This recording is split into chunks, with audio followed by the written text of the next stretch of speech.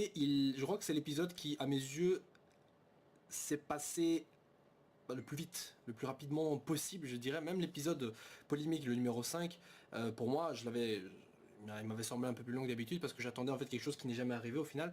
Et ici c'est un peu pareil mais différemment, puisqu'ici on a beaucoup de scènes qui au final sont plus intéressantes, enfin il se passe plus de choses techniquement on va dire qui changent, mais en même temps il se passe un peu pas grand chose surtout. Bon en fait là où ça devient très intéressant c'est surtout à la fin de l'épisode. Bon donc j'ai envie de dire déjà une chose. Au début donc de cet épisode on voit Vegeta donc qui combat avec Bills. Bon c'est un combat voilà normal, tranquille. On va voir ça en détail un peu après. Ensuite, la plus grosse partie de l'épisode en fait est consacrée à ce concours donc de pierre feuille ciseaux entre Oolong et Bills. Alors, ça me déplaît pas de revoir Oolong, hein, c'est vrai qu'il n'a pas eu un petit rôle, un rôle important, je dirais, depuis pratiquement Dragon Ball, le premier du nom, j'ai envie de dire. Enfin bon peu importe, en tout cas il n'a jamais vraiment eu un grand rôle jusqu'ici et là il a certainement eu son plus grand rôle. Donc ici il a eu l'occasion de sauver la Terre s'il réussissait donc à battre Bills une fois au jeu pierre feuille ciseaux, au Janken si vous préférez. Le truc c'est que évidemment, d'ailleurs je sais pas pourquoi Bills propose ça d'ailleurs à la base, mais bon soit. Et après donc ces scènes, donc je vais pas dire pas intéressantes parce qu'au final c'était assez drôle à plusieurs fois, à plusieurs reprises. À la fin de l'épisode, donc au final on avait donc Son Goku qui arrive donc juste avant que Bills ayant remporté donc le Janken détruise la Terre. Il propose donc à Bills de trouver le Super Saiyan God en utilisant donc les Dragon Ball. Et l'épisode se termine là-dessus. Alors pour tout vous dire personnellement, j'étais en train donc de mater l'épisode en écrivant 2-3 petites notes pour pas que j'oublie. Je faisais pas une préparation du texte, mais en gros juste pour pas oublier quelques trucs. Et au moment en fait où j'ai commencé à me dire putain il faut que je note quand même des trucs qui a l'air intéressant et tout, l'épisode s'est terminé. Et je vous jure, j'ai pas vu, je veux dire, je m'attendais à ce qu'il se passe un truc en fait. Vraiment quand Son Goku arrivait, je pensais qu'il allait se passer quelque chose, mais putain j'ai pas vu les 20 minutes se passer mais comme ça quoi, je sais pas pourquoi. Bon c'est peut-être que moi hein, évidemment voilà. Mais pour moi l'épisode est c'est quand même vite. Allez, ça a vite zappé. Je crois que c'est vraiment parce que la partie de long a duré là assez longtemps. C'est vraiment pratiquement la moitié de l'épisode si on place ça depuis le début, c'est pratiquement le début de l'épisode. Et je trouvais ça vraiment assez incroyable. Bon. Alors bon, d'abord premièrement, le combat entre Bills et Vegeta. Alors je pense que ce combat déjà était bien plus long évidemment que celui dans le film. Et je trouve quand même, encore une fois, que la version du film est un peu meilleure. Je parle pas des dessins, encore une fois, je parle même pas des dessins, ni même de la musique, je parle du combat en lui-même. Parce qu'en fait dans le film, dans le combat Vegeta et Bills, Vegeta en fait dans sa colère on sentait qu'il était effectivement un peu au-dessus de Bills. Ça veut dire qu'en fait Bills lui avait donné une pêche dans la gueule par exemple et Vegeta s'est pas écroulé par terre, il a même résisté et a répliqué en donnant plusieurs coups, hein, voilà, prenant de vitesse Bills et tout. Et au final essayant d'enchaîner avec une vague Kikoa qui au final n'avait pas marché. Ok ça j'aurais pu comprendre. Mais durant la fight elle-même en fait on voyait que Vegeta avait quand même le dessus avec un Bills qui avait essayé de répliquer parce qu'il avait bien donné une pêche dans la gueule à Vegeta. Et il a même été surpris après de sa force et il s'est pris 2-3 petites claques et voilà bon. Donc le seul truc qu'on en retient c'est qu'à ce moment-là de sa colère Vegeta avait dépassé, était déjà plus fort que Son Goku en tout cas dans sa prestation générale, il était bien plus fort et bien meilleur. Et il a réussi même à toucher Bills quelques fois. Bon voilà. Alors que ici, on voit bien que Bills effectivement se prend quelques coups dans la gueule, on voit que Bills du début à la fin il n'est pratiquement pas surpris. En fait il est surpris c'est vrai, au début où Vegeta le prend de vitesse, ça arrive à arriver à un certain moment, enfin le prend de vitesse, ouais, arrive à le surprendre de derrière et tout, mais de manière générale, on sent que Bills du début à la fin n'a pas été inquiété. Alors que en fait je sens que cette sensation était bien plus présente dans le film. Alors évidemment, on sait clairement que Bills savait que Vegeta n'allait pas le battre, c'est clair et net, mais je trouve que la réaction de Bills était plus intéressante à voir dans le film qu'ici. Donc ici on sait que Vegeta encore une fois ne sera pas capable de vaincre Bills, ça c'est clair. Mais je pensais que comme dans le film il allait réussir à le surprendre.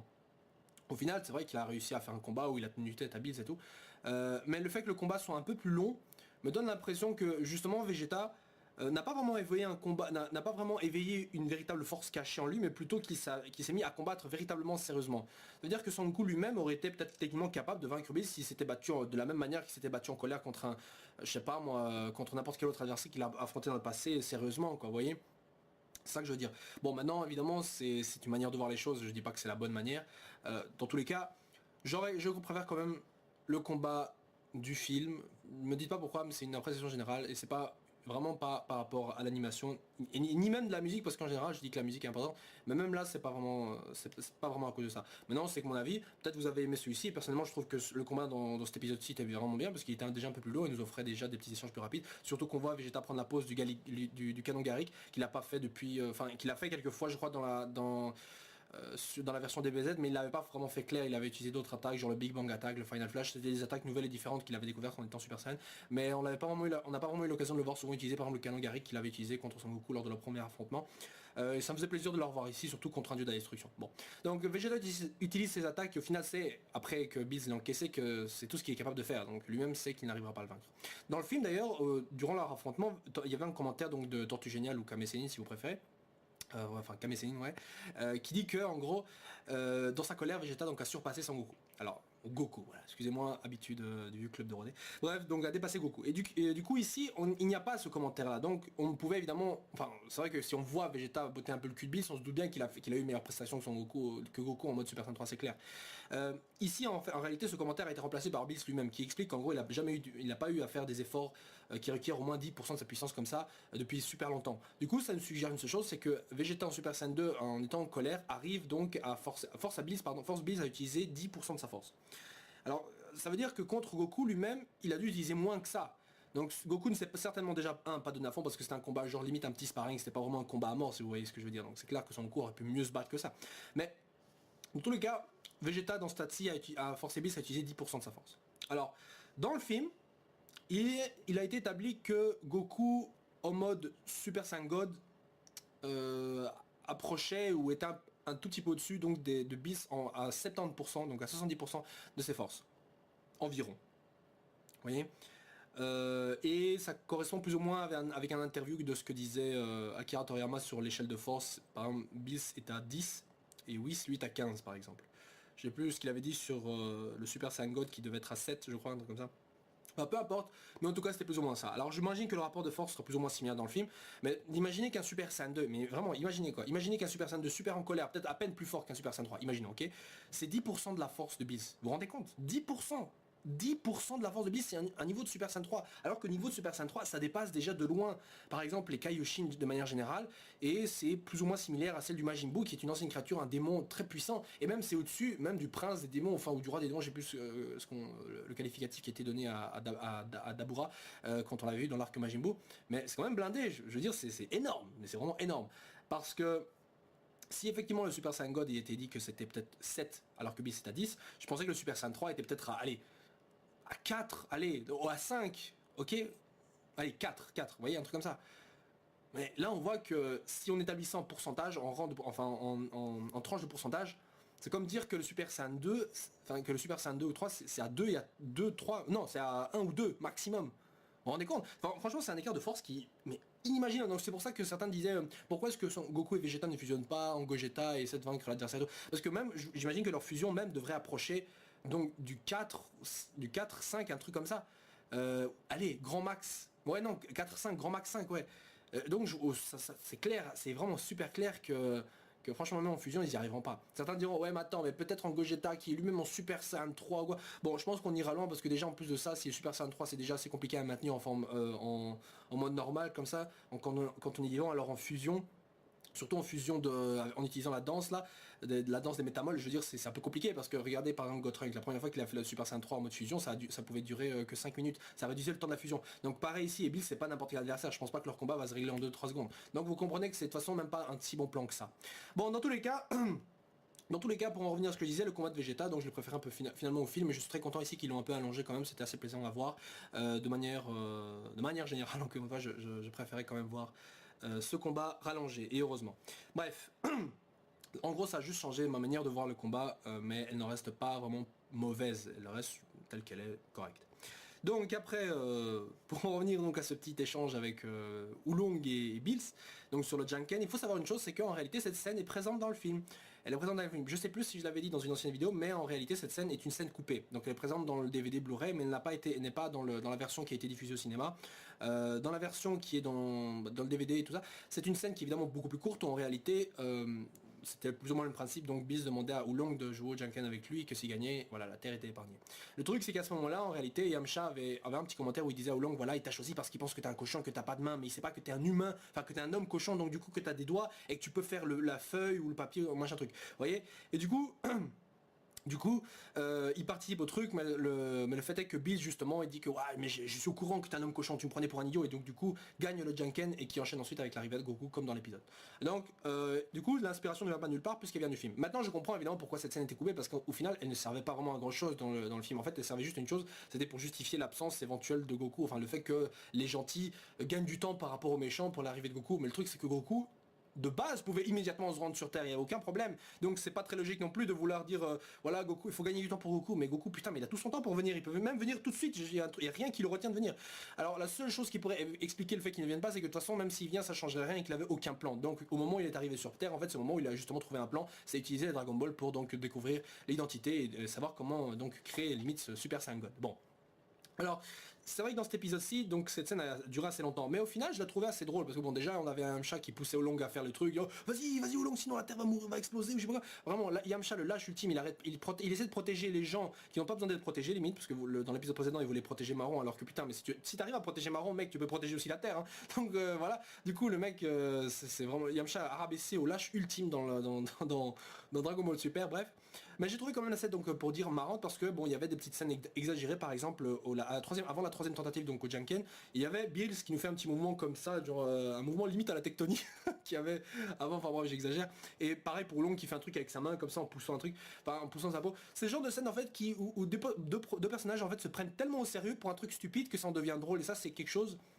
C'est ce genre de scène là qui me fait vraiment très rire de manière générale dans les animés, c'est quand vous avez par exemple, je sais pas, des matchs de sport, enfin dans des animés de comiques, dans des gags manga par exemple, vous avez des persos qui font du sport parfois, et c'est du sport pour rigoler par exemple, et du coup ils prennent des gueules exagérées, genre ils prennent des poses spéciales pour faire des techniques mortelles alors que c'est un truc tout con, genre je sais pas moi ramasser des ordures ou n'importe quoi. C'est des trucs qu'on voyait très souvent par exemple dans des animés comme Ranma demi ou par exemple un ancien animé que vous avez peut-être vu quand vous étiez gamin qui s'appelait Le Collège Fou Fou Fou, c'est un vieil animé comme ça, et il faisait plein de trucs dans ce genre là aussi de ce côté là, et j'ai trouvé ça hilarant. Ici bon évidemment c'est pas du même acabit mais ça reste quand même assez drôle. Bref, donc je dis que cette scène elle est forcément évidemment pas très importante mais elle reste quand même assez rigolote à voir, donc du coup il n'y a pas de problème avec ça. De toute façon c'est vrai qu'elle a quand même pris la moitié d'épisode, donc je pense qu'on aurait évidemment pu faire plus court, mais voilà, on va pas non plus se fâcher pour ça, ça sert absolument à rien. Donc du coup après que Oolong perd donc au Janken, on a donc ce Bills donc, qui veut détruire la Terre finalement, et d'ailleurs c'est vrai que c'est assez redondant d'entendre tout le temps la Terre va être détruite, la Terre va être détruite, je vais détruire la Terre, je vais finalement détruire la Terre, bon il est temps de détruire la Terre, putain la Terre va être détruite, la Terre va être détruite. C'était assez saoulant d'entendre ça depuis au moins 2, 3, 4 épisodes, c'était vraiment assez chiant. À tel point que je me suis dit putain mais détruisez-la la Terre, bordel de merde, arrêtez de faire chier quoi. Parce que c'est vrai que dans les anciens arcs de Dragon Ball Z, excusez-moi de revenir à Dragon Ball Z, mais au final Dragon Ball Z, Dragon Ball Super font partie de la même œuvre, même si certains diront que c'est pas du tout la même chose, mais maintenant officiellement elles font partie du même truc, même si elles ont un nom différent. Et donc du coup, par rapport aux anciennes fois, c'est vrai que, surtout à partir de Dragon Ball Z, parce que Dragon Ball, la Terre n'allait jamais vraiment exploser, mais dans Dragon Ball Z, le fait que la Terre disparaisse, c'était un danger qui était pas, enfin qui était encore nouveau, je veux dire, on avait enfin des ennemis qui étaient capables de détruire des planètes. Bon, Jackie Chun a été capable de détruire la Lune, c'est vrai, mais là on avait vraiment un méchant qui voulait vraiment le faire. Donc du coup, le fait avant d'avoir des menaces comme la Terre va exploser et tout, on prenait ça au sérieux, surtout quand on regardait Freezer qui avait fait ça avec Namek, bon ça avait pris du temps mais quand même. Et après on avait Cell qui avec un Kamehameha pouvait détruire le système solaire, des trucs comme ça. Donc voilà, et même à la fin, dans le dernier arc là où justement Majin Buu l'a vraiment fait lui détruire la Terre, franchement là on était là putain mais c'est la merde et tout. Alors qu'ici franchement il le répète depuis tellement de fois, je me suis dit franchement détruire la Terre c'est même plus limite une menace assez crédible franchement. Limite pour moi tuer Goku définitivement c'est une menace bien plus grande que détruire la Terre, même si c'est vrai que la mort de Goku c'est inexorablement signé à la fin de la Terre d'une manière ou d'une autre, bref. Donc Son Goku arrive donc à ce moment-là pour dire à Beast donc il a trouvé un moyen de réveiller donc ce Super Saiyan God, enfin de trouver ce Super Saiyan God donc, et d'utiliser pour cela les Dragon Ball. Il demande donc à Bulma l'autorisation de le faire. Évidemment, et lui accorde. Et l'épisode se termine là-dessus. Bon, et entre temps on avait vu aussi, c'est vrai, des scènes avec Pilaf et sa bande qui s'enfuyaient parce qu'il y avait de la merde, enfin il y avait beaucoup de bastons sur le bateau, mais les petits cons évidemment se sont rendus compte qu'ils avaient oublié Dragon Ball, donc décident d'éventuellement revenir. Bon, voilà, c'était une scène qui n'était pas non plus très nécessaire, j'imagine qu'elle était là avant tout pour les petits enfants qui regardaient l'épisode, parce que faut savoir une chose, c'est que quand on introduit beaucoup de personnages assez enfantins petits comme ça dans un manga comme celui-ci, c'est avant tout pour trouver et faire plaisir à un jeune public. Ce qui n'est pas une mauvaise chose, puisqu'il y a beaucoup de personnages comme ça dans Dragon Ball Z aussi. Hein. C'est Gohan par exemple, il a été introduit parce que déjà Son Goku avait grandi et il était possible que pour un nouveau public justement, Goku qui était beaucoup plus grand n'arrive pas vraiment à séduire le jeune public, et le jeune public pouvait plus facilement s'identifier à Gohan. Alors que dans Dragon Ball premier du nom, la quasi-totalité des personnages étaient juste très très jeunes à ce moment-là. Et justement, les jeunes publics pouvaient encore s'identifier à lui. Donc du coup, les héros grandissent, il y a un nouveau public à séduire, donc du coup, on garde quand même des personnages qui restent jeunes. Ça a été la même chose pour Dragon Ball GT. On l'a retransformé en enfant, c'était pas évidemment pour ça, mais c'était, j'imagine, pour une perspective scénaristique. Enfin, je vais pas commencer à essayer d'analyser Dragon Ball GT parce que sinon on n'en finira jamais. Mais du coup, vous voyez plus ou moins l'image que je veux, enfin l'idée que je vais avancer. Donc l'épisode se termine là-dessus et je dois dire que cet épisode évidemment est un peu moins agréable que les deux derniers par exemple, là où justement on avait vraiment une tension et tout qui était on va dire palpable. Ici je trouve ils ont fait quand même du bon boulot, surtout dans la scène où Long s'avançait vers Bills pour faire Janken, où il y avait une musique assez genre putain c'est la merde, c'est la merde. Ils avaient réussi quand même à donner à cette scène là, même s'il était un peu absurde au final, un côté assez dérangeant, plutôt un côté très dangereux et tout. Donc de ce côté-là, je salue encore une fois le compositeur pour nous avoir fait des musiques d'ambiance qui sont pour moi quand même parfois, à certains moments, non, je vais pas dire, j'allais dire supérieur, mais c'est pas supérieur, excusez-moi. Différente, mais d'une bonne manière. Donc différente de ce que nous donnait Kikuchi, non, je sais plus comment il s'appelait, merde, excusez-moi. Mais l'ancien compositeur de Dragon Ball Z et Dragon Ball tout court. Donc de ce côté-là, je dis bon boulot à Louis, même si j'attends encore quand même de voir les musiques de Fight. Parce que notamment le thème qu'il y a eu lorsque Goku est apparu, j'avais vraiment l'impression d'entendre un thème qu'il y avait dans un jeu de plateforme. Je sais pas pourquoi, me demande pas pourquoi, mais dès que j'ai entendu le thème où Goku est apparu, vous voyez, il y avait un thème comme ça, je sais pas, ça me faisait penser à un jeu Nintendo, je sais pas pourquoi, je sais vraiment pas pourquoi. Bref. Donc sur de point de vue musical, cet épisode était passable. Mais là où en fait le seul point en fait qui m'avait un tout petit peu dérangé, c'était au niveau des bruitages. Et ça se remarquait en fait lors de l'échange Vegeta Bills au début de l'épisode. Il y avait beaucoup de bruitages et ça vous avez remarqué que la grosse partie, non, la quasi-totalité des bruitages ont changé. Et vous allez dire que c'est con de chipoter là-dessus. Et je chipote pas en fait, c'est juste pour vous dire que c'est mon avis là-dessus. Et comme ça vous suggère de donner le vôtre aussi. Parce que c'est vrai qu'on regarde un peu tout ce qui se passe dans cet épisode-ci, mais en fait les bruitages c'est pour moi un truc qui faisait aussi un peu l'identité de Dragon Ball Z et Dragon Ball tout court, parce que c'est les mêmes bruitages qui existaient à travers les 280 et plus épisodes de DBZ et sur les plus de la centaine d'épisodes de DB tout court. Et les voir changer en fait ça donnait une nouvelle... Je veux dire c'est comme si on voyait notre truc en plus que l'animation qui est changée, c'était limite comme si un tout nouveau studio ou enfin quelqu'un d'autre totalement différent s'en chargeait. C'est pour ça que bien que les gens voient Dragon Ball Z et Dragon Ball comme un seul truc à bloc uni qui est une suite, Dragon Ball Super les gens encore aujourd'hui le voient limite comme une série alternative, limite comme DBGT, alors que non les gars, Dragon Ball Super c'est vraiment la suite officielle de DBZ et c'est vraiment le truc officiel, c'est pas un truc voilà. Et moi aussi au début j'avais cette sensation qui me disait putain mais Dragon Ball Super c'est dans ma tête c'était comme une suite alternative, mais en fait non, c'est vraiment la suite officielle, c'est un truc canon maintenant, faudra plus le nier. Donc comme je disais, ces bruitages en fait sont assez plastiques pour la plupart. Ça me rappelait beaucoup de bruitages de l'épisode des épisodes de l'anime Toriko. Je sais pas pourquoi. D'ailleurs, c'est assez marrant de voir que le bruitage par exemple de Laura en Super Saiyan, tout c'était presque la même chose, mais voilà, c'était juste un petit détail comme ça. Bref, sur ce, les gens, on se retrouve la semaine prochaine pour le prochain épisode donc de Dragon Ball Super, qui enfin se consacre à l'éveil du Super Saiyan God ou Super Saiyan Divin, où on voit enfin que c'est Son Goku, puisque justement celui-ci apparaît sous une nouvelle forme qui a été de toute façon teasée dans l'opening lui-même. Donc si vous n'étiez pas au courant, oui, c'est évidemment Goku le Super Saiyan God. Alors pourquoi est-ce qu'on ne fait pas de Vegeta le Super Saiyan God aussi? Je sais pas, on va voir, peut-être ça consomme de l'énergie, je ne sais pas.